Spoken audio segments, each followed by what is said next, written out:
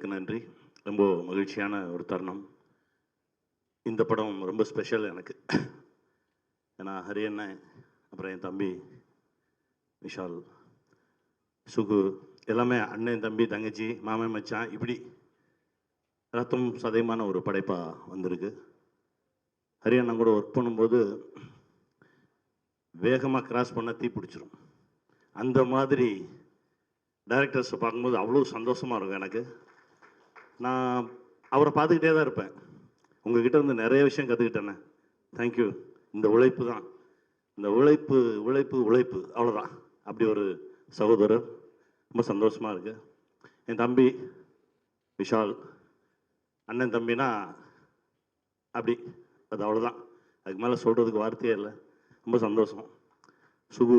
சுகுவோட பல படைப்புகள், அதாவது என்னை ஒவ்வொரு முறையும் என்னை ஒரு மாதிரி கவர்ந்துக்கிட்டே இருப்பான் என் தம்பி. நன்றி தம்பி, ரொம்ப மகிழ்ச்சி. மாஸ்டர் ரொம்ப சந்தோஷம். என் சகோ மாஸ்டர் முதல்ல ஒரு 5 மாடியிலேருந்து என்னை ஏரில் இறக்குனீங்க. ரொம்ப மகிழ்ச்சி மாஸ்டர். டிஎஸ்பி சார் ரொம்ப சந்தோஷம் சார். யோகி தம்பி ரொம்ப மகிழ்ச்சி தான் அவனோட பயணப்படுறது. கார்த்தி 3 முறை சந்திச்சிருக்கோம். ஒவ்வொரு முறையும் நீங்கள் எனக்கு புதுசாக தெரியுறீங்க. உங்ககிட்ட இருக்க உண்மை எனக்கு ரொம்ப பிடிச்சிருக்கு. இந்த உண்மை உங்களை பெரிய இடத்துல கொண்டு போய் வைக்கும். வாழ்த்துக்கள் கார்த்தி. மகிழ்ச்சி. நன்றி. கனி சார், ஒரே ஒரு கேள்வி மட்டும் கேட்டுக்கலாமா? நீங்கள் நிறைய நடிச்சிருக்கீங்க, உங்களை டிரெக்ட் பண்ணி பார்த்துருக்கோம். ஏன் ஹரி சாரோட ரத்னம் சூஸ் பண்ணி நான் இதில் ஒரு நான் சூஸ் பண்ணல, அவர் தான் என்ன சூஸ் பண்ணாரு. ஏன்னா 2 பேரும் ஒரே ஸ்கூல். அது சொல்லணும். நான் திடீர்னு ஒரு நாள் ஒரு ஃபோன் வந்தது, யானை ஷூட்டிங்கில், இந்த இடத்துல இப்போ நீங்கள் என் கூட நின்னா எனக்கு ரொம்ப தைரியமாக இருக்கும் அப்படின்னு சொன்னார். அண்ணா நான் வரேன்னு கிளம்பி போனேன். அப்போ ஆரம்பிச்சது. ஏன்னா 2 பேரும் கேபி சார் ஸ்கூல். இந்த படத்துக்கெல்லாம் ஒன்றுமே பேசலை. அவராக வந்தார், திடீர்னு கடன்னு சொல்லிட்டு இதுதான் இது அதான் நம்ம பண்ணுறோம் அப்படின்னா ஓகே சார் வந்துடுறேன் அப்படின்னு சொல்லிட்டு கிளம்பி வந்தது தான். இது அண்ணன் தான் என்னை கூப்பிட்டு போனார், நான் ஒன்றும் பண்ணல. Sir, acting with Vishal sir ஒரு டிரெக்டிங் விஷால் சார் அடுத்ததா என்னது? இல்லை, எதுவாக இருந்தாலும் தம்பி கூட இருந்தால் நான் சந்தோஷமாக தான் இருப்பேன். அது எங்கள் பயணம் வேற. அது இப்போ வேற ஒரு வேலை நடந்துட்டுருக்கு. அதை நடத்திட்டோம்னா நானும் தம்பியும் ஒரு பெரிய ஒரு உச்சத்தை தொட்டதாக உணர்வேன். அது நடக்கும் நம்புகிறேன். நன்றி சார். Thank you so much. நன்றி. ஏப்ரல் 26ஆம் தேதி will see the magic on screen. கண்டிப்பாக பெரிய மேஜிக் நடக்கும் இந்த படம். அதாவது ஒரு செகண்ட் கீழே ஏதாவது திரும்பி பார்த்துட்டிங்கன்னா வேற ஒன்று நடந்துடும் திரையில். அதனால் 2.25 மணி நேரமும் ஸ்க்ரீனில் தான் கண்ணு வச்சுருக்கணும். அப்படி இருக்கும் படம். பாருங்கள். தேங்க்யூ. பயங்கரமாக இருக்குது AV. Thank you so much also for this special AV. சில விஷயங்கள் பார்க்கும்போது நம்ம மேலே நம்மளுக்கே இது நம்ம தானே அப்படின்னு ஒரு ஜாலி ஆகிடும்ல, அந்த மாதிரி இருந்தது பார்க்கும்போது. Thanks to the team of Rathnam for this love showered on me. And thank you Hari sir. And இதில் இந்த ராஜா சார் பார்க்குற ஷார்ட்டில் அன்றைக்கி ஸ்டுடியோ விஷாலே எடுத்தார். பிரதர் இங்கே நில்லு, இப்படி நில்லு, என்ன பண்ணுறாருன்னு தெரியல, பார்த்தா இதில் வந்துருச்சு எல்லாமே. Thank you darling, thank you for that. And first எல்லாருக்குமே நன்றி. இந்த அக்கேஷன் நான் யூஸ் பண்ணி எல்லாருக்கும், ப்ரெஸ்க்கும் மீடியாவுக்கும் எல்லாருக்குமே ஒரு நன்றி தெரிவிச்சுக்கிறேன். அந்த நேஷ்னல் அவார்டு எனக்கு வந்ததுக்கும் உங்கள் எல்லோருடைய அன்பும் ஆதரவு தான் காரணம். ஸோ ரொம்ப நன்றி. புஷ்பா படத்துக்கு நீங்கள் கொடுத்த சப்போர்ட்டாக இருக்கட்டும், எல்லா படத்துக்கும் நான் ஸ்டார்டிங் இது வரைக்கும் எந்த பாடல் பண்ணாலும் எந்த படம் பண்ணாலும் அந்த கொடுக்குற அந்த ஒரு சப்போர்ட் தான் எப்பயுமே ஒரு கலைஞனுக்கு ஒரு மிகப்பெரிய பலம். ஸோ அதுக்கு for all the media friends and all the press and all the channel எல்லாருக்குமே ரொம்ப நன்றி. And to all my producers, actresses, directors எல்லாருக்குமே நன்றி. அப்புறம் coming to Rathnam, I had a great experience. இந்த படம் ஒர்க் பண்ணிருந்தேன். ஹரி சார் கூட நான் நிறைய படங்கள் ஒர்க் பண்ணியிருக்கோம். இது 6வது படம் நாங்கள் பண்ணுறது. ஃபர்ஸ்ட் ஸ்டார்டிங் ஃப்ரம் 6, இது படம் நம்பர் 6. ஸோ 6, சிங்கம் 2 அண்ட் வேங்கை அண்ட் சாமி square and now this one. So every time it's like எல்லாரும் சொல்லுற மாதிரி ஹரி சார் உங்களை சொல்லிட்டு. ஸோ 6வது வாட்டி நம்ம இணைந்து வேலை செய்கிறோம். அதுக்கு ரொம்ப நன்றி. ஏன்னா எப்பவுமே டைரக்டர், ஏன்னா நான் டைரக்டர் தான் ஃபர்ஸ்ட் ஒரு கதை எழுதி ஒரு படம் உருவாகிறதுக்கு காரணமே அந்த கதை யார் எழுதுறாங்களோ அது most of the cases director எழுதுறதுனால the director is the main reason behind the whole project happening. ஏன்னா அவங்க வந்து கதை எழுதி அவங்க ஒரு ஹீரோவுக்கு அதை வந்து ஓகே பண்ணி ப்ரொடியூசருக்கு எல்லாம் பண்ணுறதுனால தான் மற்ற டெக்னீஷியன்ஸ் எல்லாமே அதுக்கப்புறம் வர மியூசிக் டைரக்டராக இருக்கட்டும், stunt master, choreographer, editor, cameraman எல்லாருமே. அதனால எப்பயுமே வந்து ஒரு பெரிய கைத்தட்டல் டைரக்டருக்கு கண்டிப்பாக நம்ம கொடுத்து ஆகணும் before starting any thing. So ஒரு வாட்டி 2 வாட்டி கூட இல்லை, 6வது வாட்டி நாங்கள் சேர்ந்து ஒர்க் பண்ணுறோன்னா அவ்வளோ நம்பிக்கை அவ்வளோ லவ் என் மேலே வச்சது ரொம்ப ரொம்ப நன்றி ஹரி சார். ஹரி சார் வந்து டைரக்டருங்கிற மேட்டரும் தாண்டி எங்கள் ஒரு ஃபேமிலி மாதிரி அவர். ஸோ அவங்க ஃபேமிலி எங்கள் ஃபேமிலி எல்லாமே ரொம்ப க்ளோஸ், பல வருஷமாக எங்களுக்கு தெரியும். And he has that love and affection towards every one. And I think that bonding also reflects in the work. அதனால தான் நாங்கள் பண்ணுற எல்லா படங்களும் சரி, ஒவ்வொரு பாடலும் வந்து எல்லாரும் ரசிக்கிற விதமாக அது அமையுது. அண்ட் படங்களும் நாங்கள் என்ஜாய் பண்ணிட்டு பண்ணுறோம். அண்ட் ரத்னம் பற்றி சொல்லணுன்னா ஹரி சார் பண்ணுற படங்களே இது ரொம்ப வித்தியாசமான படமாக அமைஞ்சிருக்கு. அவர் முதல் நாள் எனக்கு கதை சொன்ன உடனே அதோட கதை நான் உங்ககிட்ட சொல்ல முடியாது, ஆனால் பயந்துட்டார். அதோட கோர் ஸ்டோரி வந்து ரொம்ப எமோஷனலாக, ரொம்ப டச்சிங்காக, ரொம்ப டிஃப்ரெண்ட்டாக எழுதியிருக்காரு. ஸோ அதுதான் எனக்கு ரொம்ப பிடிச்சிருந்தது. So I had great an experience, while working on this film. And like I said, 6வது வாட்டி ஹரி சார் கூட ஒர்க் பண்ணுறேன்.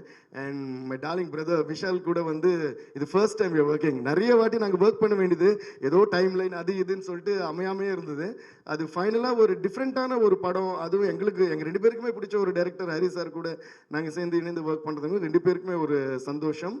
ஒரு கமர்ஷியல் மாஸ் படமாக மட்டுமே இல்லாமல் ரொம்ப emotional and also entertaining with action இருக்கிற ஒரு படத்தில் ஒர்க் பண்ணி ரொம்ப ரொம்ப சந்தோஷம். And Stone Bench Films Santhanam sir ரொம்ப கார்த்திகேயன் சந்தானம் சார் ரொம்ப நன்றி. And you been one of the most decent producers that have met. அதுலேயே எனக்கு ரொம்ப பிடிச்சது வந்து நீங்கள் போடுற அந்த கோவா பேண்ட்ஸும் அந்த ஷர்ட்டும் போட்டு நீங்கள் வரீங்களே, அந்த லுக்குக்கே வந்து நான் ஒரு எக்ஸ்ட்ரா டூன் போடலான்னு இருக்கேன். அந்த அளவுக்கு அவர் கூட ஒர்க் பண்ணுறது எனக்கு பிடிச்சிருக்கு.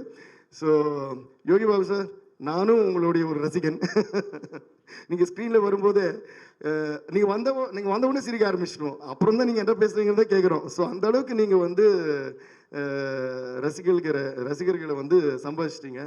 ஸோ சார், உங்களோட கேரக்டரும் சரி, உங்களோட ஸ்க்ரீன் ப்ரெசன்ஸும் சரி வேறு லெவல் சார். அதுவும் இந்த படத்தில் வந்து நான் ஹரி சார்கிட்ட சொன்னேன், முழுக்க ஹீரோதும் உங்களது இருக்கிற ட்ராவல் வந்து அது வந்து எக்ஸ்ட்ராடனரியாக வந்திருக்கு படத்தில். அது வந்து இல்லை, அதுக்கு மேலே எதுவும் சொல்ல மாட்டேன் சார். நான் டியூன் போட்டு காட்டுறதுக்கே ரொம்ப யோசிப்பேன், இதில் கதையை சொல்லுவேன். அது வந்து the way the screenplay has come and உங்கள் 2 பேருடைய அந்த ப்ரெசன்ஸ் வந்து பயங்கரமாக இருக்குது. So thanks to you. எல்லாருக்கும் வணக்கம். இந்த ஏவி பார்க்கும்போது ரொம்ப சந்தோஷமாக இருக்குது. ஏன்னா ஆரம்ப காலம் லொலு சபாலேருந்து ஸ்டார்ட் பண்ணோம், நம்ம அட்மாஸ்பியர்லேருந்து ஆரம்பித்து இன்றைக்கி இவ்வளோ படங்கள், இவ்வளோ ஏவி, அதுவும் ஹரிசார் படத்தில் அவரோட ஃபங்க்ஷனில் என்னோட ஏவி வருது. நான் ரொம்ப சந்தோஷமாக நினைக்கிறேன். ரொம்ப நன்றி சார். என்ன பேசுன்னு தெரியல, இருந்தாலும் 4 வார்த்தை பேசிடுறேன். ஹரிசாரை பற்றி நான் சொல்லணுன்னா, அவரோட படங்கள் பற்றி நான் நிறைய ஒரு ஷூட்டிங் பாட்டில் வந்து யானை படம் அவர் கூட நடிக்கும் போது அப்போ அவர்கிட்ட நிறைய விஷயங்கள் கேட்பேன். நான் ஒரு படம் பற்றி அவர்கிட்ட கேட்டே இருப்பேன். சார், இந்த படம் 6, சாமி, அப்புறம் நிறைய படம் சிங்கம், இந்த படத்தை பற்றிலாம் நான் கேட்டு வந்துகிட்டே இருப்பேன். இது எப்படி சார் பண்ணீங்க, இது எப்படி சார் பண்ணீங்க, ஒவ்வொரு படத்துக்கும் ஒவ்வொரு டெவலப்மெண்ட்டாக தான் இருக்கும். அப்போ அவர்கிட்ட நான் கேட்டேன், சார் இப்போ லாஸ்ட்டாக நம்ம இதுவெல்லாம் வந்திருக்கிறோம், ரத்தனம் படம் எல்லாம் வந்திருக்கோம், எப்படி சார் அப்படின்னு. அது ஒரே வார்த்தை சொன்னார், யோகி எப்போவுமே உழைப்பு தாண்டா இங்கே ஜெயிக்கும் அப்படின்னாரு. சார், அது சினிமாவில் நீங்கள் இவ்வளோ வருஷம் இல்லை சார், இன்னும் பல ஆண்டுகள் நல்லா இருக்கணும், நிறைய படங்கள் நீங்கள் பண்ணிகிட்டே இருக்கணும் சார், எங்களை மாதிரி ஆட்களெல்லாம் நீங்கள் உருவாகிட்டே இருக்கணும் சார். ரொம்ப நன்றி. அடுத்து விஷால் சார், ரொம்ப வருஷமாக பட்டத்து யானை படத்துலேருந்து அவரோட நான் ட்ராவல் பண்ணிகிட்ருக்கேன். அன்னையிலேருந்து இன்னை வரைக்குமே மாறாமல் ஒரு ஹீரோ யாருன்னா அவர் தான் நான் பார்த்துட்ருக்கேன். விஷால் சாருக்கு நான் ரொம்ப நன்றி தெரிவிச்சுக்கிறேன். தேவிஸ்ரீ பிரசாத் சார், ஒரு அவார்ட் ஃபங்க்ஷனில் வந்து அவர் வந்து ஒரு அவார்டு கொடுக்க வர்றாரு எனக்கு ஹைதராபாத்தில். அப்போ வந்து அவார்டு கொடுத்துட்டு கம்னு போயிடலாம். ஆனால் அங்கே வந்து அத்தனை ஸ்டேட் மக்கள் இருக்கும்போது எல்லோரும் முன்னாடியே வந்து மண்டேலா படத்தை வந்து அவர் ப்ரொமோட் பண்ணார். என்ன சொன்னார்னா, இந்த படத்தை எல்லோரும் பாருங்கள், அவ்வளோ நல்லா பண்ணியிருக்காருன்னு. அதுக்கு நான் ரொம்ப நன்றி தெரிவிச்சுக்கிறேன் சார். தினேஷ் மாஸ்டர், அவர் எனக்கு ஒரு அண்ணன் மாதிரி. என்னை அதிகமாக சினிமாவில் ஏன் நான் ஆட மாட்டேன்னா, ஒரு முறை ஒரு பாட்டு பண்ணும்போது என்னால், நானும் ஹீரோ, ஒரு புது ஹீரோ தான், டான்ஸ் ஆடிட்டே இருக்கும்போது நாங்கள் மிஸ் பண்ணிகிட்டே இருக்கோம். நைட்டு ஷூட் அது. அப்போ ஒரு டான்ஸர்ஸ் சொன்னாங்க, ஒரு அம்மா, ஒரு லேடி, மாரெல்லாம் வலிக்குது, இவனுங்க ஆடி தொலைய மாட்டானுங்கன்னு அன்னையோடு விட்டுட்டேன். இதுதான் ரீசன். சில டான்ஸ் மாஸ்டருக்கு தெரியும், நான் சொல்லியிருக்கேன், மற்றவங்கள நம்ம கஷ்டப்படுத்த வேணாம், நமக்கு என்ன தெரியுமோ அதை மட்டும் பண்ணால் போதும் அப்படின்ட்டு அதுலேருந்து ஒதுங்கிட்டேன். ரொம்ப நன்றி கண்ணன் கண்ணன் மாஸ்டர் சார்.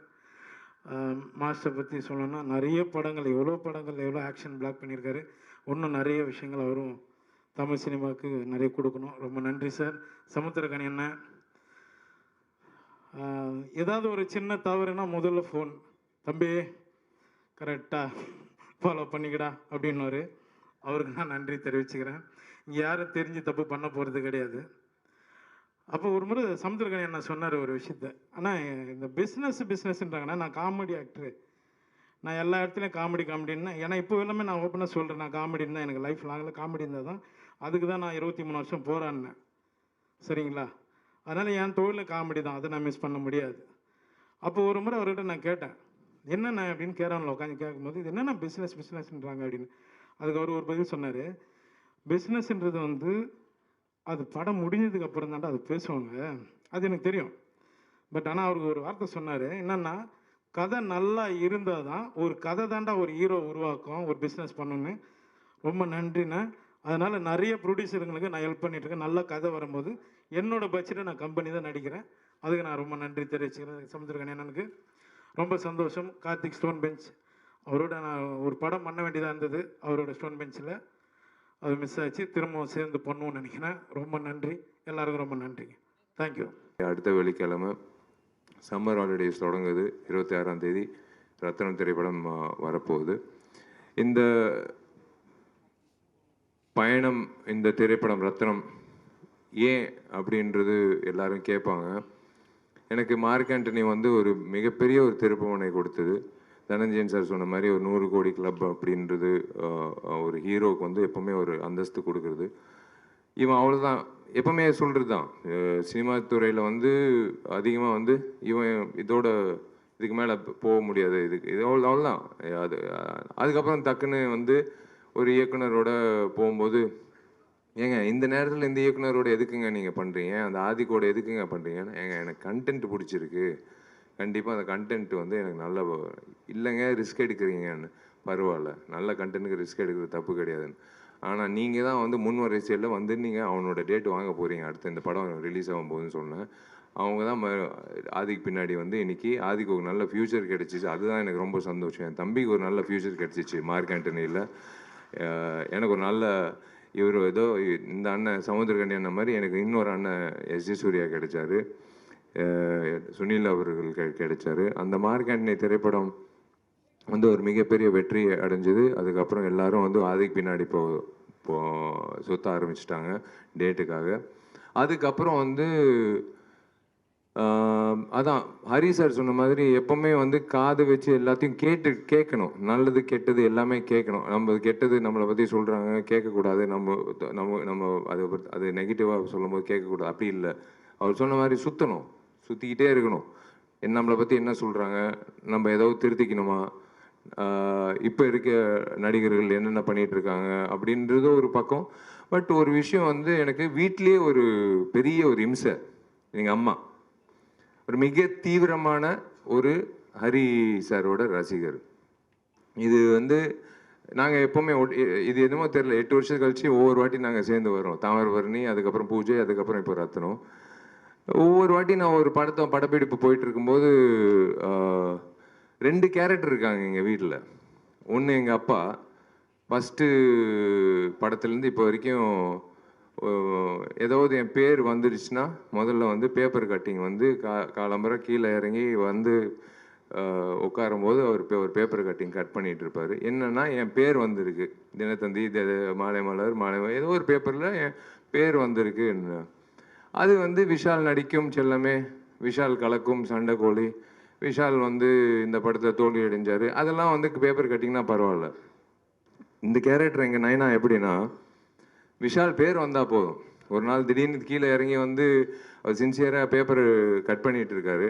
என்ன பண்ணிட்டு இருக்கீங்கன்னா, இல்லை உனக்கும் பிரியாமணிக்கும் காதல்னு வருது, இது ஏன்ப்பா கட் பண்ணுறீங்கன்னா, இல்லை உன் பேர் வந்திருக்கு அவ்வளோதான், அது போதும் எனக்கு அப்படின்னு கட் பண்ணி இருக்கிற ஒரு கேரக்டர். அப்படி ஒரு கேரக்டர் இருக்கார். ரெண்டாவது கேரக்டர் வந்து எங்கள் அம்மா. ஒவ்வொரு திரைப்படத்துக்கு நான் படப்பிடி போகும்போது, டே இங்கிட்டு வா, நீ எப்போ ஹரியோட படம் பண்ண போகிற அப்படின்னு கேட்பாங்க. இல்லைம்மா அது நேரம் வரும்போது கண்டிப்பாக அமையும். சும்மா நான் வந்து டிவிலே பார்த்துட்டு இருக்க முடியாது. இப்போ சீக்கிரமாக வந்து ஹரியோட எனக்கு ஹரியோட நீ இப்போ படம் பண்ணணும்னு. அம்மா டைம் வரும்போது கண்டிப்பாக நான் நடக்கும்மா, டெஃபினட்டாக நடக்கும்னு ஒவ்வொரு வாட்டி இப்போ சொல்லிகிட்டே இருப்பாங்க. ஸோ இந்த நேரத்தில் மார்க்கண்ணி முடிஞ்சு இப்போது சுற்றி கேட்கும்போது எல்லாரும் சொன்ன விஷயம் வந்து, சார் வந்து பழைய விஷால் பார்க்குற மாதிரி ஒரு சண்டைக்கோழி, திமிரு, தாமிரபரணி விஷால் பார்க்கணும் மாதிரி இருக்குது அப்படின்னு சொன்னோன்னே எனக்கு என்னமோ தெரில. இதுக்கு உண்மையிலே மனசார எப்பவுமே ஃபில்டர் கிடையாது, உங்கள் எல்லோருக்கும் தெரியும். இந்த திரைப்படத்துக்கு முக்கியமான காரணம் வந்து மினி ஸ்டுடியோஸ் வினோத் தான். வினோத் வந்து சொன்னாப்புல, சார் நீங்கள் ஹரி சாரோட மறுபடி படம் பண்ணணும், நீங்கள் பண்ணோம் சார் அப்படின்னாப்புல. Correct, okay. நான் நேராக ஹரி சார் ஃபோன் அடித்தேன். சார் நம்ம 2 பேரும் சேர்ந்து படம் பண்ணலாமா சார்? ரொம்ப சந்தோஷப்பட்டார். ஏன்னா எனக்கு அண்ணன் மாதிரி தான், நான் எப்போவுமே என்னோட பெரிய அண்ணன் மாதிரி தான் நான் வந்து ஹரி சார் பார்த்தது உண்டு பர்சனலாக. எப்போவுமே ஒரு பெரிய அண்ணன்கிட்ட எப்படி நடந்துக்கிறது, அவங்க வீட்டில் கூட என்னை அப்படி தான் பார்ப்பாங்க, அவங்க வீட்டு பிள்ளை மாதிரி தான் பார்ப்பாங்க. நான் ஹரி சார் கிட்ட சொல்லும்போது ரொம்ப சந்தோஷம், பண்ணலாம் விஷயம்னா அங்கிட்டே இருங்க சார், நான் வரேன் உங்கள் ஆஃபீஸ்க்கு, அலுவலகத்துக்கு வரேன், நம்ம படம் பண்ணலாம் சார்னு சொல்லும்போது சார் ஒரு லைன் சொன்னார். லைன் சொல்லும்போது ஒரு விஷயம் எப்போவுமேங்க, ஒரு நடிகருக்கு ஒரு புதுமுக இயக்குனருக்கு கதை சொல்லும்போது அது நல்லா இருக்குது நல்லா இல்லைன்றது டக்குன்னு சொல்லிடலாம். ஒரு பெரிய இயக்குனர் 3ஆம் முறை வரும்போது, அது 2 முறை அதுவும் பெரிய வெற்றி உங்களால் கிடைச்சதுனால 3ஆம் முறை வரும்போது சார் என்ன வச்சிருப்பார் அப்படின்னு ஒரு தயக்கத்தில் இருப்போம் டெஃபினட்டாக, எப்படி பண்ணியிருப்பாருன்னு. ஆனால் எனக்கு ஒரு தேவி சொன்ன மாதிரி, எல்லாரும் சொன்ன மாதிரி, சுகுமார் சொன்ன மாதிரி, சமுத்திரகன்யா சொன்ன மாதிரி, எல்லாரும் அது எதிர்பார்க்காத ஒரு ட்விஸ்ட், ஒரு விஷயம் வச்சுருந்தாரு திரைக்கதையில். ஒரு 30 நிமிஷம் கழிச்சு நான் சத்தியமாக எதிர்பார்க்கல. அது கேட்ட உடனே வந்து எனக்கு டக்குன்னு ஹரி சார் சொன்னேன், சார் இது டெஃபினட்டாக வந்து எனக்கு பெரிய சந்தோஷம், கரெக்டான டைமில் நான் உங்ககிட்ட வந்துட்டேன். இது வேற ஒரு ஹீரோ பண்ணியிருந்தா கண்டிப்பாக நான் வருத்தப்பட்டிருப்பேன். எனக்கு கண்டிப்பாக அது பண்ணிடலாம் சார், கரெக்டாக பண்ணிடலாம் சார் அப்படின்னு சொல்லிட்டு கரெக்டாக கார்த்திக் ஸ்டோன் பெஞ்சுக்கு ஒரு படம் பண்ணலாம் பிரதர் அப்படின்னு அதுக்கு முன்னாடி நாங்கள் பேசிகிட்டு இருந்தோம். கரெக்டாக வந்து இல்லை கார்த்திக் இந்த படம் பண்ணிடலாம் அப்படின்னு சொல்லி அமைஞ்சுது. இதுதான் நானும் ஹரி சார் பயணம் தொடங்கணும். இதுக்கு ஒரு நல்ல ஒரு பிளாட்ஃபார்ம் வேணும். ஏன்னா இப்படி நின்று பேசிகிட்டு இருக்கும்போது நம்ம என்ன தான் நினைச்சாலும் ஒரு நல்ல ஒரு பிளாட்ஃபார்ம்ன்றது ஒரு நல்ல ஒரு தயாரிப்பாளர் தேவை. அப்படி வந்து எனக்கு ஒரு நல்ல தயாரிப்பாளர் வந்து கார்த்திக்கு கிடைச்சாப்புல. எனக்கு வந்து நல்ல சம்பளம் வந்து கார்த்திக் கொடுத்துருக்காரு. நான் அதில் வந்து நல்லது செய்கிறேன். உங்களுக்கே தெரியும், அரசியலுக்கு வந்தால் ஒரு எம்எல்ஏக்கு என்ன மாதம் கிடைக்குது, ஒரு எம்எல்ஏக்கு வந்து 12 மாதத்தில் எப்படி, கண்டிப்பாக கம்மியாக தான் கிடைக்கும், கண்டிப்பாக வந்து எல்லாத்தையும் இழந்து தான் போகணும், எல்லாமே தெரியும் சார். I know definitely. அதுக்குள்ளே நீங்கள் உங்கள் விஷயத்த நீங்கள் பண்ணிட்டீங்கன்னா நாங்கள் வந்து இதே மாதிரி ரத்தனத்தை மாதிரி இன்னும் பெரிய ரத்தனங்களாக கொடுத்துக்கிட்டே இருப்போம். உங்களை சந்தோஷப்படுத்துவோம். அவங்கவுங்க வேலை அவங்கவுங்க பண்ணணும் அப்படின்றது உங்கள் கையில் தான் இருக்குது. அதுதான் நான் சொல்லுவேன். என் கையில் இருக்கிறது ஒரே ஒரு விஷயந்தான். இது வந்து கண்டிப்பாக நான் நாளைக்கு ஓட்டு போட்டுருவேன். அதே மாதிரி நீங்களும் ஓட்டு போட்டுருங்க. இந்த இடத்துல வந்து ரொம்ப ரொம்ப நன்றி எல்லாருக்கும். நான் ஒரு விஷயம் நான் சொல்கிறேன், எல்லாரும் சொல்கிறது வாங்க திரையரங்கு வந்து இப்போ படம் பாருங்கன்னு. ஆனால் கண்டிப்பாக நான் உங்களை மறுபடியும் இந்த வருஷம் கடைசியில் மறுபடியும் இன்னொரு திரைப்படத்தில் நான் ப்ரமோஷனில் வந்து உங்களை தைரியமாக நான் சந்திப்பேன். மார்க் ஆண்டனி சொன்னது நடக்கலைன்னா நான் இன்றைக்கி வந்து இந்த ஃபங்க்ஷனே வந்து அட்டன் பண்ணியிருக்க மாட்டேன். ஏன்னா தைரியமாக என்னால் இப்போ உங்களை சந்திக்க முடியாது. சொன்ன விஷயங்கள் மார்க் ஆண்டனியில் இருந்ததுனால தான் நீங்கள் வந்து 100 கோடிக்கு நீங்கள் கொண்டு வந்து சேர்த்துட்டீங்க. அதனால தான் இன்றைக்கும் நான் சொல்கிறேன், ஹரி சார் உழைப்பு, விஷால் இல்லை அதெல்லாம் ஓகே, ஹரி என்ற இயக்குனரோட உழைப்பில் நாங்கள்லாம் வந்து அந்த யூனிவர்ஸ், ஹீஸ் எ யூனிவர்ஸ். அந்த யூனிவர்ஸில் நாங்கள்லாம் ஒரு பிளானட்ஸாக வந்து நாங்கள் வந்து கரெக்டான அலைன்மெண்ட்டில் வந்து உங்களுக்கு ஒரு கேலக்ஸியான ஒரு பயங்கரமான ஒரு என்டர்டெயின்மெண்ட் வேல்யூ ஏப்ரல் 26 உங்களுக்காக காத்துட்டு இருக்கு. ரொம்ப ரொம்ப நன்றி. நீங்கள் தேங்க்யூ சப்னா, தேங்க்யூ. இந்த சட்டை மாற்றுற விஷயம் வந்து கண்டிப்பாக வந்து என்னால் முடியாது. ஒரே என்னால் ஒரு இன்டர்வியூலே வந்து அத்தனை சட்டை வந்து மாற்றணும்னு சொல்லிட்டு நின்றுட்டுருப்பாப்புல காஸ்டியூமர். முடியாதுங்க, ஒரே சட்டை தான். ஆனால் ஓயாமல் சட்டை ஆனால் சூப்பராக இது எங்கிட்டு வாங்குறாருன்னு மட்டும் நான் கேட்கணுங்க. ஏன்னா அதுதான் நான் ஃபஸ்ட்டு கேட்கணும். என்னோட டார்லிங் நிக்கிலுக்கு வந்து நான் நன்றி தெரிவிச்சுக்கிறேன். Is been there since long time with me. அதை பார்த்தீங்களா 3வது சட்டை. இப்போ அதுக்குள்ளே நீங்கள் வந்து ப்ரெஸ் மீட் முடியறதுக்குள்ளே 4வது சட்டை. இல்லை காஸ்டியூம் வந்து நானும் ஹீரோயின் மாற்றணும்னு அவசியம் கிடையாது, இவரே மாற்றிடுவார்.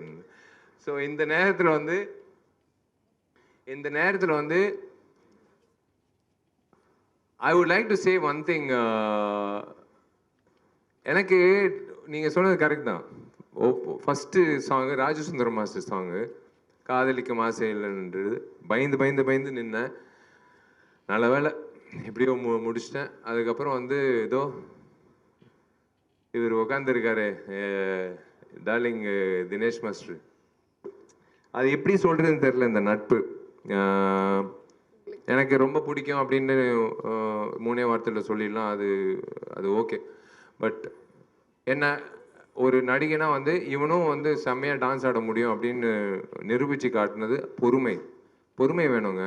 20 டேக்கு நீங்கள் பார்க்குறதெல்லாம் வந்து இப்போது ஒரு சிங்கிள் இதில் பார்க்குறீங்க. ஆனால் பொறுமையாக காத்துட்டு இருப்பார், அப்படியே நின்றுட்டு இருப்பார் அப்படின்னுவார். நான் பாட்டு ட்ரை பண்ணிட்டே இருப்பேன். அவரும் வெயிட் பண்ணி சிங்கிள் ஷாட்டெல்லாம் வச்சுருவார் எனக்கு. இப்போ பிஜிஎம் எல்லாம் அந்த நம்பிக்கை தான் என் மேலே இருக்கிற நம்பிக்கை. என் டார்லிங் வந்து தினேஷ் மாஸ்டர் வந்து எனக்கு லைக் அதான் சினிமா இண்டஸ்ட்ரியில் நிறைய நபர்கள் வந்து நான் இழக்கக்கூடாது அப்படின்ற பட்டியலில் இருக்கிற ஒரு நபர் வந்து Dinesh and his wife and his children. they are family to me. And தோ இன்னொரு ஏஜென்ட் டீனா அப்புறம் மிராஜ் 2 பேர் வந்து மறக்கவே முடியாது. நாங்கள் பண்ணுற சேட்டைகள் இவருக்கு தாங்க முடியாது. இவர் வந்து அவங்கள தள்ளி விட்டு என்னை வந்து படப்பிடிப்பு கொண்டு வருவார். அந்த வகையில் வந்து Dinesh being part of my journey in this 20 years and making and molding me as a better dancer, இது ஒரு பெரிய விஷயம். யாராவது விட்டுட்டேன்னா நன்றி. நான் ரசிகர்கள், நான் என்றைக்குமே உங்களை ரசிகர்கள் நான் சொல்லவே மாட்டேன். நீங்கள் தெய்வங்கள், என்னோட நண்பர்கள். நீங்கள் எல்லோரும் வந்து நீங்கள் போய் நீங்கள் சம்பாதிச்ச காசில் ஒரு துளி எடுத்துக்கிட்டு விஷால் நம்பி அந்த படத்தை பார்த்துட்டு என்னை வந்து இத்தனை வருஷம் நீங்கள் அழகு படுத்தி பார்க்குறதுல எனக்கு வந்து நான் கடமைப்பட்டிருக்கேன். அதனால் என்னால் முடிஞ்ச அளவுக்கு உங்களுக்கு திருப்பி கொடுக்கறதில்ல, இந்த சமுதாயத்தை திருப்பி கொடுக்கறதில்ல நான் கண்டினியூ பண்ணிக்கிட்டே இருப்பேன். கடன் வாங்கினாலும் சரி பரவாயில்ல, ஆனால் என்னால் முடிஞ்ச அளவுக்கு நான் இந்த சமுதாயத்துக்கு நல்லது செஞ்சு நிம்மதியாக ஒரு 4 மணி நேரம் தூங்குறதுக்காக நான் பண்ணுற ஒரு விஷயம், அவ்வளோதான். வேறு ஒன்றும் இல்லை. இந்த இதுக்காக பப்ளிசிட்டிக்காக எல்லாம் இல்லை. நான் வந்து இன்னைக்கு நான் என்ன பண்ணேன் அப்படின்ற ஒரு விஷயந்தான். அதுதான் நான் ஏங்கிட்டு இருக்கிறது. அதுதான் எங்கள் அப்பா அம்மா கற்றுக் கொடுத்தது. நீ வந்து ஒரு அந்தஸ்துக்கு வந்துட்ட, நீ வந்து 4 பேருக்கு வந்து நல்லது செய்ய அப்படின்னு சொன்னதுனால தான் நான் பண்ணிகிட்ருக்கேன். இந்த உட்காந்துருக்காங்க 2 பேர். எங்கள் அப்பா அம்மாவுக்கு வந்து நான் என்றைக்குமே வந்து கடமைப்பட்டிருக்கேன். ஃபஸ்ட்டு வந்து கல்யாணம் எப்போன்னு கேட்டாங்க. ஆர்யாவுக்கு அப்புறம்னு சொன்னேன். அந்த பரதேசி ஆர்யா கல்யாணம் பண்ணிக்கிட்டான். அப்புறம் வந்து அம்மா வந்து இப்போ ஆர்யா கல்யாணம் ஆயிடுச்சு, எவ்வளோ நல்ல பொண்ணு சாயிஷா கல்யாணம் பண்ணிக்கிட்டான், இன்றைக்கி ஒரு புள்ள பிறந்திருக்கு, நீ என்ன பண்ண போகிறேன்னு. அம்மா பிரபாஸுக்கு கல்யாணம் ஆகட்டுமா, அதுக்கப்புறம் நான் கல்யாணம் பண்ணிக்கிறேன்னு.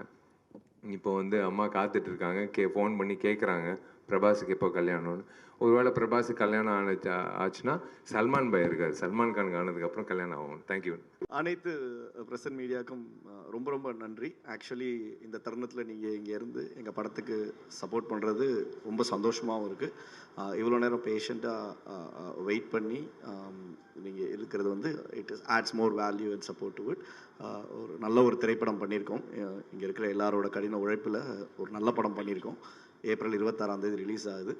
கண்டிப்பாக எல்லோரும் இந்த படத்தை பார்த்துட்டு ஒரு ஆனஸ்ட் ஒப்பீனியன் கொடுத்து சப்போர்ட் பண்ணுங்கன்னு கேட்டுக்கொள்கிறேன். Thank you so much. நன்றி. கொஸ்டின்ஸ் இருக்கும்.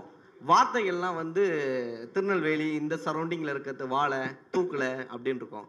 பட் ஆனால் இந்த ரத்தனத்தில் வந்து ஓவர் பேட் வேர்ட்ஸ்லாம் நிறைய வந்துட்டு இருக்கு. இது இப்போ இருக்கக்கூடிய ஜென்ரேஷனுக்கு நம்ம எடுத்துட்டு போய் புகுத்துற மாதிரிலாம் இல்லை. அதை கொஞ்சம் கம்மி பண்ணிருக்கலாமோ? ஏன்னா இருக்கிறதுலயும் உச்ச வார்த்தைகள் போட்டிருக்க மாதிரி இருக்கு. இதெல்லாம் கோவத்தில் கொந்தளிக்கும் போது பேசுகிற வார்த்தைகள் தானே. நீங்கள் கேட்டது இல்லையா, வெளியில் ரோட்டில் ஏதாவது தகராறு நடக்கும்போது என்னென்ன வார்த்தைகள் வரும்னு கேட்டிருப்பீங்கல்ல, அந்த மாதிரி வார்த்தைகள் தான் அது. இல்ல அந்த வார்த்தைகள் தான் கொஞ்சம் கம்மி பண்ணி, ஏன்னா இருக்கிற பசங்களுக்கு நம்மளே எடுத்துட்டு போய் கொடுக்குற மாதிரி இருக்குல்ல. அப்படிலாம் இருக்கு, கோபத்துல வர அப்படிலாம் இருக்காது. இது வந்து இது வந்து நம்ம வந்து வெளியில் எங்கேயுமே நம்ம போய் கேட்காம எங்கேயுமே நம்ம கேட்டது இல்லாத மாதிரி ரியாக்ட் பண்ணுற மாதிரி இருக்குது. 40 வருஷம் 50 வருஷமாக நானும் சினிமா பார்க்குறேன். தேவையான இடங்களில் சில படங்கள் வந்துட்டுருக்கு. ரோட்டில் சண்டை நடக்கும்போது எப்படி களத்தில் இறங்கி வேலை செய்கிற ஆள் நம்ம.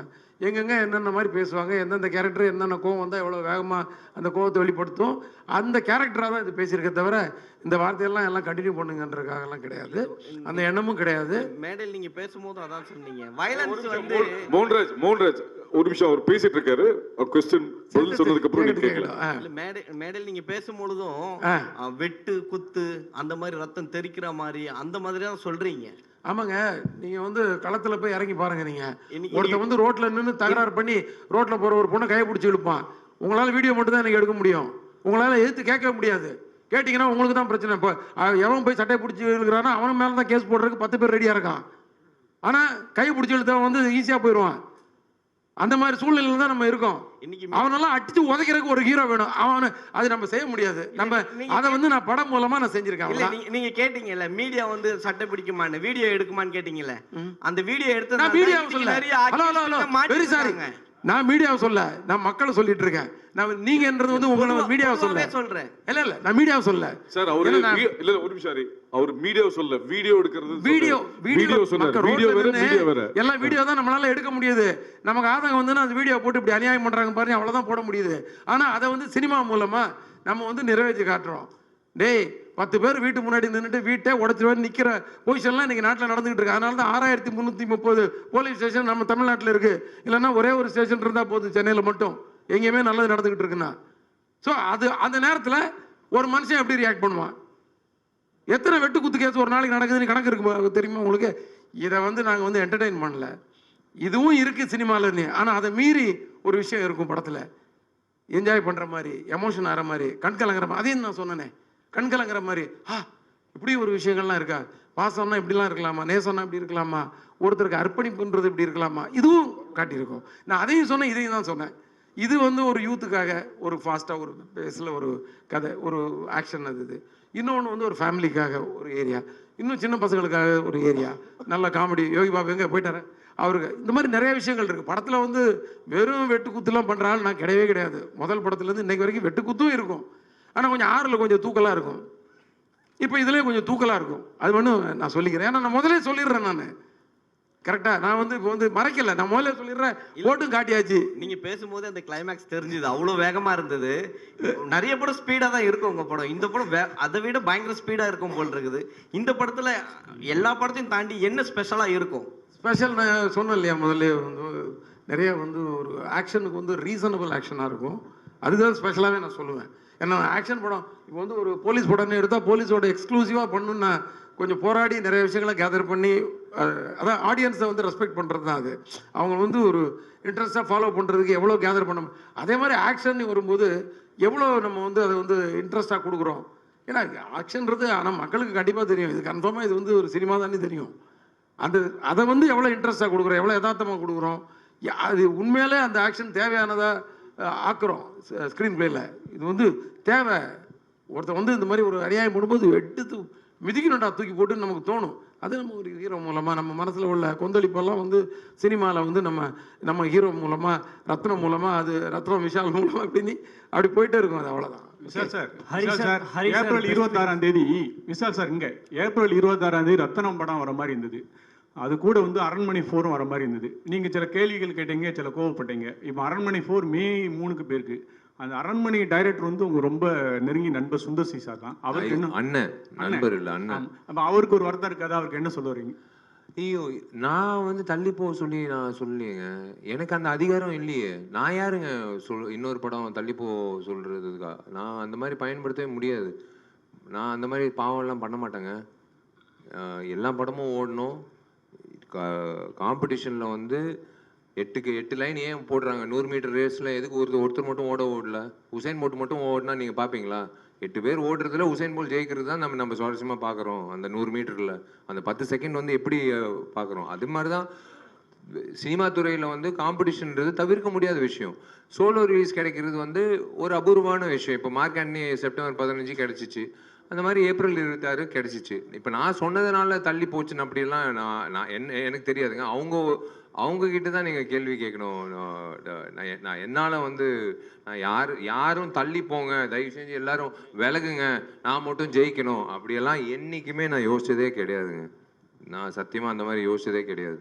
எல்லாரும் ஜெயிக்கணும், எல்லாரும் சந்தோஷமாக இருக்கணும், எல்லா தயாரிப்பாளர்களும் சம்பாதிக்கணும், எல்லா இயக்குனர்களும் ஜெயிக்கணும், எல்லா புதுமுக நடிகர்லேருந்து பெரிய நடிகர்கள் வரைக்கும் எல்லாரும் நான் ஜெயிக்கணும். Hari sir, Vishal sir, Hari sir, நீங்கள் வந்து கமர்ஷியல் படங்கள் 22 வருஷமாக வந்து பண்ணிட்டு இருக்கீங்க. கமர்ஷியல் ஃபிலிம் மேக்கிங்கோட அப்ரோச் இப்போ உங்களுக்கு உங்களுக்கு எப்படி வந்து சேஞ்ச் ஆயிருக்கு? 2005 அது எப்படி இருந்துச்சு, 15 எப்படி இருந்துச்சு, இப்போ எப்படி இருக்கு? See, the same underline ஒரு விஷயம் இருக்கு, எமோஷன்ஸ். இப்போ நம்ம குடும்பத்தில் நடக்கிற விஷயங்கள் இருக்குல்ல, அது வந்து என்றைக்குமே வந்து நம்ம குடும்பத்தில் ஒன்று, இவர் குடும்பத்தில் ஒன்று, அவர் குடும்பத்தில் ஒன்று, அப்படியெல்லாம் இல்லை. ஒற்றுமொட்டு இப்போ இங்கே இருக்கிற அத்தனை பேரோட குடும்பங்களில் ஒரே விதமான ஒரு எமோஷன் ஓடும்.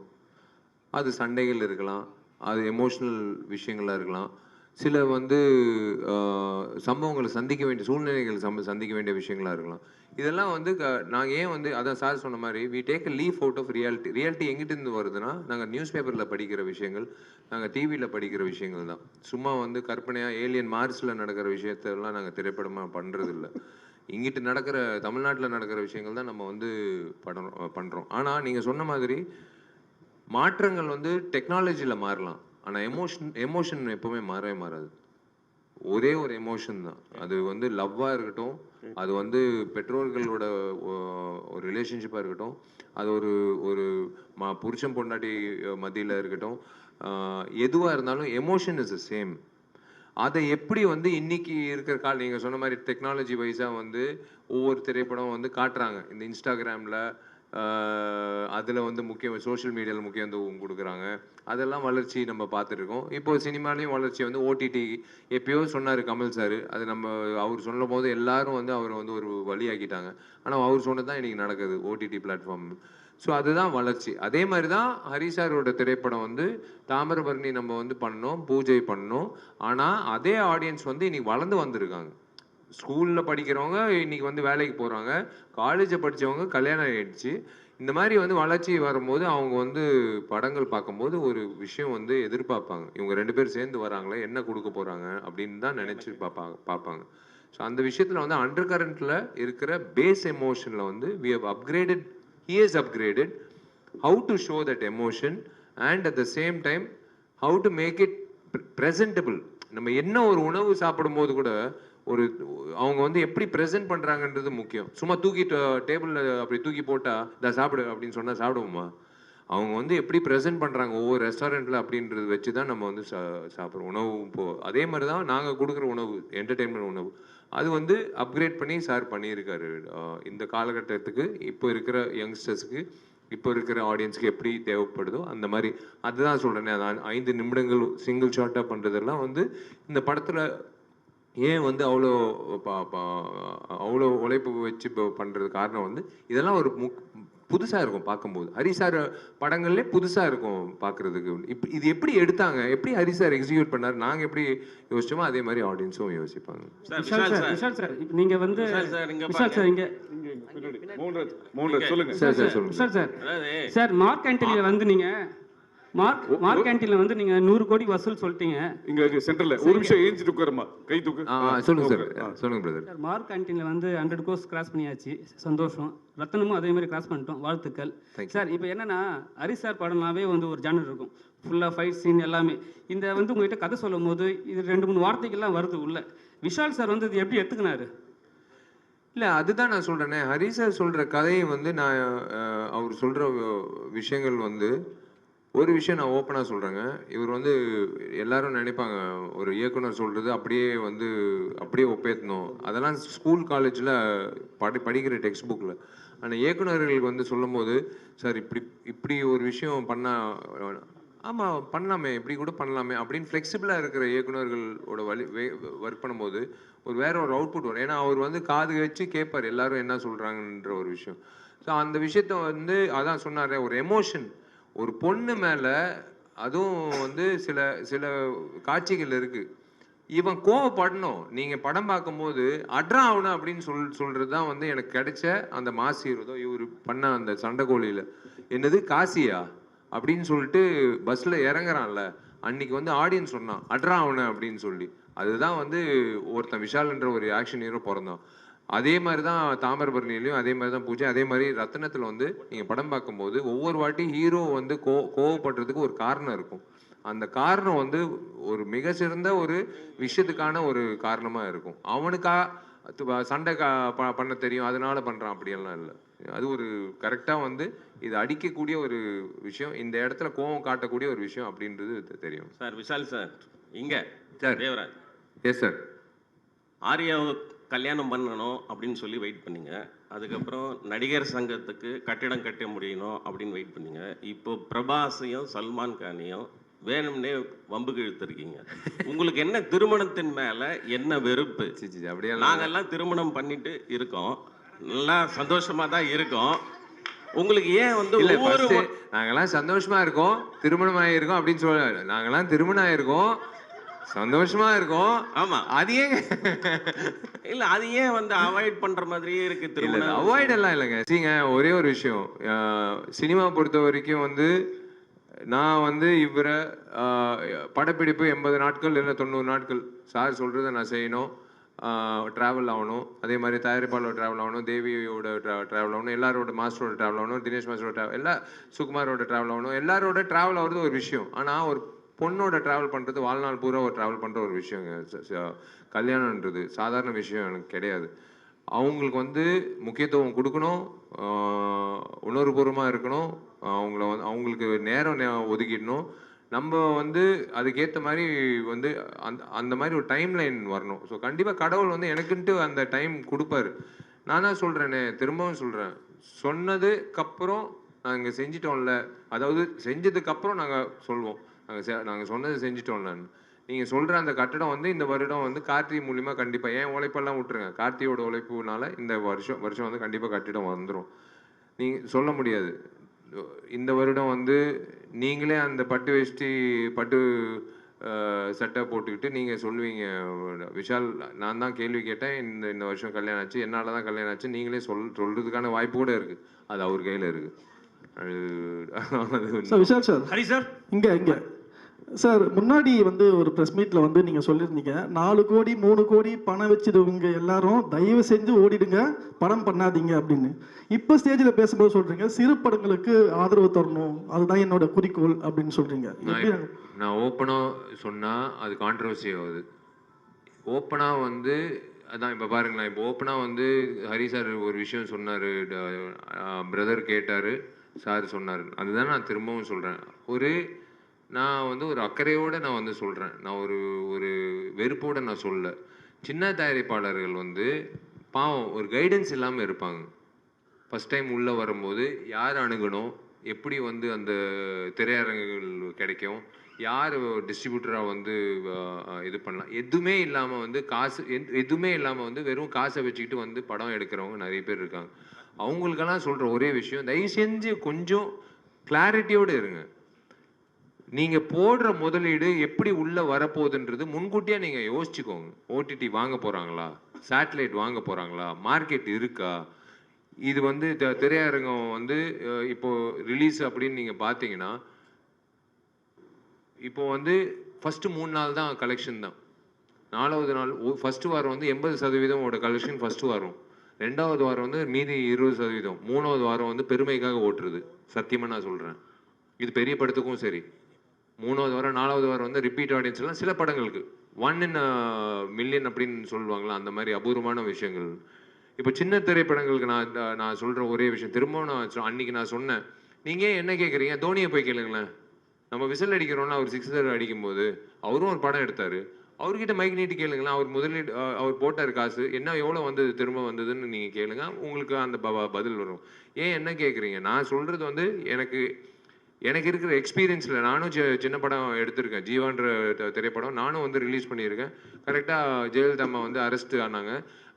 எல்லாம் திரையரங்கத்தை மூடுங்கன்னு சொன்னாங்க. போச்சு எனக்கு காசு, அப்படியே போச்சு. எனக்கு 4 கோடி போச்சு, 4 கோடி 5 கோடி போச்சு. எல்லாமே இருக்கும் சினிமாவில் வந்து அன்சர்டனிட்டி ஜாஸ்தி. ஸோ அந்த வகையில் வந்து சின்ன திரைப்படங்கள் வந்து கொஞ்சம் யோசிச்சுடுவாங்க மார்க்கெட் என்ன நிலவரம்ன்றது. இந்த வருஷம் வந்து it's going to be the biggest. நான் எப்போ ஓப்பனாக சொல்கிறேன், இது நீங்கள் எப்படி வேணாலும் எடுத்துக்கலாம்.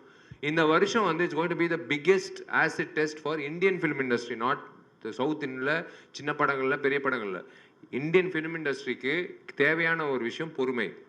அந்த பொறுமை காக்கிற அத்தனை தயாரிப்பாளர், இயக்குநர்கள், நடிகர்கள் வந்து அவங்க தான் வந்து அடுத்த வருடம் வந்து கரெக்டாக வந்து ஒரு கோர்வையாக போக முடியும். அந்த பொறுமை கண்டிப்பாக இந்த வருஷம் தேவை. It's going to be a very very big task. இந்த மே மாதத்துலேருந்து இந்த டிசம்பர் மாதம் வரைக்கும் சின்ன படங்கள்லேருந்து பெரிய படங்கள் வரைக்கும் எல்லாருக்கும் வந்து it's going to be a biggest acid டெஸ்ட்னு சொல்லுவேன். ஹரி சார், உங்களுக்கு தான் ஒரு கேள்வி சார். நீங்கள் சொன்னீங்க அந்த 3.5 கிலோமீட்டர்ஸ்க்கு வந்து அந்த சேசிங் சீனு ஃபைட் இங்கே சார் சேசிங் ஃபைட் சீனுன்னு சொல்லி சொன்னீங்க. அது வந்து ஒரே டேக்லேயே எடுத்துட்டீங்களா இல்லைன்னா 2-3 நாள் ரிஹர்சல் போனீங்களா? 2 நாள் சார் மொத்தம். அதில் ஒரு 1.25 நாள் வந்து ரிஹர்சல், ஒவ்வொரு பார்ட்டாக வந்து ரிஹர்சல் பண்ணோம். அதுக்கப்புறம் ஒரு ஃபுல் லென்த்து. முதல்ல வந்து ரோட்லேயே வந்து சாக் பீஸில் ஒரு ஸ்கெட்ச் போட்டு நல்ல கார் பொம்மை, ஜீப் பொம்மை, பஸ் பொம்மைகளை வச்சு எங்கெங்கே இடிக்கணும் அந்த மாதிரி விஷயங்களெல்லாம் கோடு போட்டு வரைஞ்சி எல்லாரும் ஒரு ஜூனியர் ஆர்டிஸ்ட்லேருந்து மொத்த டெக்னீஷியன்ஸையும் ஒன்றா நிறுத்தி அவங்க எல்லாருக்கும் வந்து ஒரு ஸ்பீச் கொடுத்து. ஏன்னா இதில் வந்து யார் ஒருத்தர் ஒரு ஜூனியர் ஆர்டிஸ்ட் வந்து குறுக்க தெரியாமல் வந்து ஓடி வந்து கேமராவை தட்டி விட்டாலும் திருப்பி 1 மோர் போகணும். அது வந்து ஆக்ஷன் சீக்வன்ஸ்ன்றதுலாம் அது ரொம்ப ரிஸ்க் அதிகம். அதனால் எல்லாருக்கும் அந்த ட்ரைனிங்கை கொடுத்து ஒரு 1.5 நாள் 1.25 நாள் வந்து ரிஹர்சல். ஆக்சுவலாக நான் 3 நாள் பிளான் பண்ண 2 நாளில் முடிச்சுட்டு வந்துட்டோம். ஏன்னா இதில் வந்து கம்யூனிகேஷன் ஒன்று இருக்குது. ஏன்னா ஒவ்வொருத்தரும் ஒவ்வொரு இடத்துல இருக்கிறாங்கன்னு இருக்கீங்க. ஹீரோ ஒரு இடத்துல, ஹீரோயின் ஒரு இடத்துல, அந்த ஃபைட்டர்ஸ் வராங்க, அந்த மாதிரிலாம் சொன்னீங்க. இதில் வந்து கேமராமேன் வந்து வண்டி தாவி வேறு எடுத்திருக்காரு, சிங்கிள் கேமராவில் எடுத்திருக்காரு. நீங்கள் எதனா கேஷுவாலிட்டிஸ் எதனா இருந்துச்சா, எதனா அடிக்கடி பட்டு அந்த மாதிரி எதனா சம்பவங்கள் எதனா நடக்கலையே? அந்த மாதிரி எதுவும் நடக்கலை. ரொம்ப எல்லாருமே வந்து சேஃபாக எஸ்கேப் ஆகிட்டோம். Sir Hari sir, Hari sir, இந்த படத்துக்கு ரத்னன் பேர் வச்சிருக்கீங்க. ஆமாம். நீங்கள் இங்கே ஓகே ஓகே. காவேரி ஸ்ட்ரீட்டில் தான் நான் ரொம்ப நாள் குடியிருந்தேன். காவேரி ஸ்ட்ரீட்டில் ரத்னன் படத்துக்கு பேர் வச்சிருக்கீங்க. இந்த படம் உங்கள் படத்தில் ரத்தம் எப்போதுமே ஜாஸ்தியாக இருக்கும், இதுலேயும் தூக்கலாக இருக்குன்னு சொன்னீங்க. ஆனால் ரத்தம் மட்டும் இருக்குமா, ரத்தனமாகவே இருக்குமா, ரத்தினமாகவே இருக்குமா? ஏன்னா உங்கள் உறவினர் ஒருத்தரோட பேர் ரத்தனம். அப்படியா? அதனால் இந்த பேரை வச்சுருக்கீங்களா? அப்படி இந்த படத்துக்கு வந்து ஒரு பேர் தேவைப்பட்டுச்சு. நிறையா இருக்கிற நல்ல டைட்டிலில் இந்த டைட்டில் நல்ல டைட்டில். ஆக்சுவலாக இந்த படத்துக்கு ரத்தம்னி டைட்டில் வச்சுருந்தேன். கதைக்கு ரிலேட்டடாக ஒரு விஷயம் இருக்குது அதில். ஸோ அது அப்படியே வந்து அந்த படம் ஏற்கனவே வந்துருச்சு ரத்தம்னி ஒன்று இப்போது. அதனால் வந்து அதை வந்து ரத்னமாக மாற்றி ஹீரோ நேமில் அந்த டைட்டில். அப்புறம் பிரியா பவானி சங்கர் இங்கே ஏன்னா விஷால் சார் சொல்கிறப்ப சொன்னார் ஹீரோயினுக்கும் நீங்கள் ஈக்குவலாக தான் அவர் படத்தில் கொடுப்பீங்க அப்படின்னு சொல்லி கொடுத்துருந்தீங்க. நாங்களும் பார்த்தோம். ஏன் வரல அவங்க? என்ன ரீசன்? அவங்க எங்கே ஷூட்டிங்கில் இருக்காங்கன்னு சொன்னாங்க. அவங்க படப்பிடிப்புக்காக வெளியூரில் இருக்காங்கன்னு சொன்னாங்க. சார் விஷால் சார், உங்கள்கிட்ட ஒரே ஒரு கேள்வி. நீங்கள் வந்து அண்ணா நகரில் தண்ணி பூந்துச்சு, அதை தீர்த்தீங்கன்னா நான் 2026 வரமாட்டேன் அப்படின்னு சொன்னீங்க. ஆனால் விஜய் வந்து 2026 வராரு, நீங்களும் 2026 வரன்றீங்க. ஏன்னா தளபதி, புரட்சி தளபதி இப்படி தொடர்ந்து அவர் மதுரைன்னு நடித்தார், நீங்கள் மதுரைக்காரராகவே வாழ்ந்தீங்க பல படத்தில். அவர் இறங்குறதுனால இறங்குறீங்களா, இல்லை அண்ணா நகரில் தண்ணி வந்தது அதை தீர்க்கப்படல அதை நோக்கி இறங்குறீங்களா அரசியலில்? அண்ணா நகர்ன்றது ஒரு தொகுதிங்க. இன்னும் ஏங்க தமிழ்நாடு அண்ணா நகரில் தண்ணி இறங்குறது அது ஓகேங்க. அது வந்து நான் பதிவு பண்ணது வந்து எங்கள் வீட்டில் தண்ணி, அது வந்து அண்ணா நகர். நான் சொல்கிற ஒரு விஷயம் என்னென்னா, நான் திரும்ப அதான் சொல்கிறேன். முதல்ல வந்து தளபதி விஜய்க்கு வந்து வாழ்த்துக்கள். அவர் வந்து எடுத்த முடிவு, அவர் வந்து சமூக சேவைக்கு வராரு, மக்கள் சேவைக்காக வராரு அப்படின்னு முடிவு பண்ணிட்டு அவர் அறிக்கை கொடுத்துட்டாரு. அது வந்து அவருக்கு முதல்ல அவர் வாழ்த்துக்கள். எனக்கு ரொம்ப பிடிச்ச ஒரு மனிதர், ஒரு ரொம்ப பிடிச்ச நடிகர். எனக்கு என்னென்னா அவரை வச்சு இயக்கி ஒரு படம் பண்ணோன்னு எனக்கு ஒரு ஆசை. ஐயோ அவர் சொல்லிட்டாரு இதுதான் கடைசி படம்னு எனக்குள்ள ஒரு விஷயம் ஓடிட்டு இருக்கு. அதுதான் இப்போ விஷாலன் நீங்கள் கொண்டு வந்தீங்கன்னா இப்போ என்னன்னு தெரியாது எனக்கு. ஒருவேளை நான் ஹரி சார் கதாநாயகனாக இருக்கிறதுனால நிஜ வாழ்க்கையிலையும் வந்து ஏதாவது சமூக விஷயம் பிரச்சனைகள்னால் இறங்கி பேசணுன்ற உணர்வு வந்து ஆட்டோமேட்டிக்காக வருதான் என்னன்னு தெரில. இதெல்லாம் தாண்டி ஒரு விஷயம் சொல்கிறேங்க. 2026 வந்து விஷால் வந்து வரக்கூடாதுன்றது தயவு செஞ்சு அந்த அவங்க வந்து அவங்கவுங்க வேலைகள் பண்ணிக்கிட்டா நம்ம சந்தோஷப்படுவோம். டிசம்பர் மாதம் நான் திரும்பவும் சொல்கிறேங்க, மழை வருதோ இல்லையோ தயவு செஞ்சு அந்த வெள்ளம் வந்து வராமல் பார்த்துக்கோங்க. திரும்பவும் வந்து மறுபடியும் இன்சூரன்ஸுக்கு ஓடிக்கிட்டு ஆடி கார்லேருந்து சின்ன கார் வரைக்கும் மிதக்கிட்டு வேளச்சேரியில் ஏரி பக்கத்தில் மறுபடியும் வந்துன்னு வச்சுக்கோங்களேன், எப்படி இருக்கும் யோசிச்சு பாருங்களேன். நம்ம ஊருங்க, நம்ம வாழ்ந்த ஊர், நம்ம சம்பாதிச்ச ஊர், நம்ம ஊர் ஒன்று வருஷம் வருஷம் இதே மாதிரி இருந்ததுன்னா எப்படி இருக்கும்? அதுதான் ஒரு ஆதங்கம். ஏன்னா அதெல்லாம் மாறிடுச்சுன்னா நாங்கள்லாம் எதுக்குங்க வந்து சொல்லணும்? அதுதான் ஒரு விஷயம். ஸோ ஒரு சமூக சேவை செய்கிறதுக்கு அவங்கெல்லாம் ஒரு உணர்வோடு நான் செயல்படும் போது நாங்கள்லாம் வந்து ஹரி சாரோட அடுத்த திரைப்படம், அதுக்கு அடுத்த திரைப்படம் அதில் வந்து எப்போ வாய்ப்பு கொடுப்பாருன்னு நாங்கள் ஏங்கிட்டு இருப்போம். அதுதான் நான் எங்களோட வேலை. இல்லை சார், நான் கேட்க வந்தது அதான், அண்ணா நகருக்கே தண்ணி வந்து, அதாவது அண்ணா நகர் அடையாறு காஸ்ட்லி பீப்புள் அங்கேயே வந்துருச்சு, மற்ற ஏரியாவில் ஜாஸ்தி வந்திருக்கும் அப்படிங்கிற ஃபீலிங்கில் தான் நீங்கள் சொன்னீங்க. நீங்கள் சொல்கிற விஷயம் எல்லாமே முன்னாடி கூட நீங்கள் அந்த ப்ரெஸ் மீட்டில் சொன்னது 200 படம் நிற்கிது, இப்போதைக்கு சின்ன படங்கள் வேண்டாம், அதெல்லாம் ரிலீஸ் ஆகட்டும், அப்புறம் உங்கள் காசை போடுங்கிற மாதிரி தான் சொன்னீங்க அந்த ப்ரெஸ் மீட்டில். கண்டிப்பாக. ஆனால் புரிஞ்சிக்கப்படுறது தப்பாக இருக்குது, அதனால தான் நான் இந்த கேள்வி. இல்லை அப்படி இல்லைங்க. சின்ன படங்கள் வந்து ஒரு திசை இல்லாமல் போயிட்டு இருக்குல்ல. நீங்கள் வந்து நீங்கள் கரெக்டாக வந்து என்ன சுச்சுவேஷன் பார்த்துட்டு நீங்கள் படம் எடுங்க, அதுதான் நான் சொல்ல வரேன். அவ்வளோதான். ஒரே ஒரு கேள்வி சார், மஞ்சுமல் பாய்ஸ், பிரேமல், இந்த 2 படமும் சின்ன படம் தானே, நல்ல கதை இருந்ததுனால ஓடிச்சு. யார் இது? ரங்கநாதன் சார். ரங்கநாதன் சார், பைல்வான் ரங்கநாதன். சத்தியமாக அவருக்கு நான் பதில் சொல்ல மாட்டேன். சத்தியமாக நான் பதில் சொல்ல மாட்டேன். விஷால் சார்? இல்லை I am not interested to tell him. Vishal sir, அண்ணனுக்கே தெரியும், நான் வந்து இதுக்கு மேலே வந்து நான் சொல்ல மாட்டேன். அண்ணனோட பதில் வந்து நான் வெளியில் நான் அந்த சத்தியமாக ஒரு பதில் சொல்ல மாட்டேன். ஒரு பொதுச் செயலாளராக தயவு செஞ்சு நான் சொல்கிறேன், என்னை வந்து இந்த ப்ரெஸ் மீட் ஆரோக்கியமாக போயிட்டுருக்கு, ஒரு பொதுச் செயலாளராக என்னை வந்து பேச விட்டுறாதீங்க. வேணாம், அண்ணனோட கேள்விக்கு வேணாம், விட்டுருலாம். எல்லாம் நல்லபடியாக சாப்பிட்டு. Okay fine. விஷால் சார்?